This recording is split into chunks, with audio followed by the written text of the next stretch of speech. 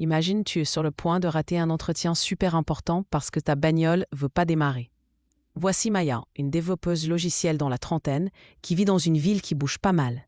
Elle est dévouée et douée, mais ces derniers temps, elle se sent perdue.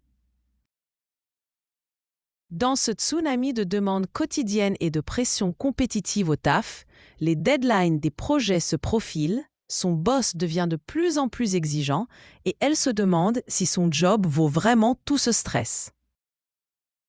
Ce matin-là, particulièrement crucial, alors qu'elle a son entretien final pour un poste dans une start-up de ouf, sa caisse refuse de démarrer. La panique monte, sa respiration s'accélère et elle se sent complètement dépassée.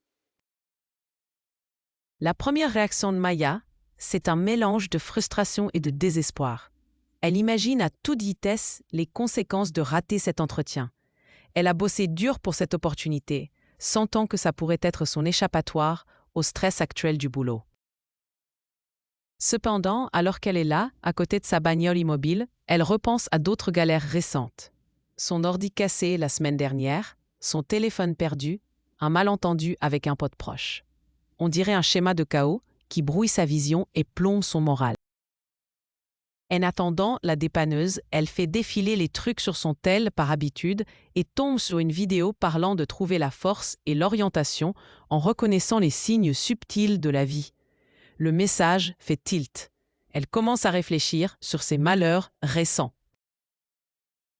Est-ce que ça pourrait être des signes qui la poussent à faire une pause et à reconsidérer son chemin? Avec du temps pour penser dans le bus vers son entretien, Maya réfléchit à sa poursuite acharnée de l'avancement professionnel au détriment de sa santé et de son bonheur.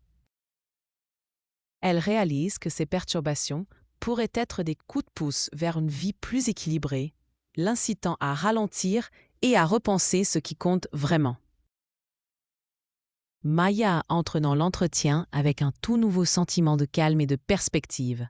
Elle répond aux questions avec honnêteté, exprimant non seulement ses compétences, mais aussi son désir pour un environnement de travail qui valorise le bien-être et la créativité. Elle sent un changement en elle, une compréhension plus profonde de ses besoins personnels et professionnels. L'histoire de Maya nous rappelle de rester ouverts aux signes que la vie nous offre, souvent cachés dans les perturbations ou les défis. Ces moments, bien que déstabilisants au début, peuvent nous guider vers une plus grande conscience de soi et résilience. La prochaine fois que tu rencontres un obstacle, prends un moment pour regarder plus profondément. Qu'est-ce que la vie essaye de te dire?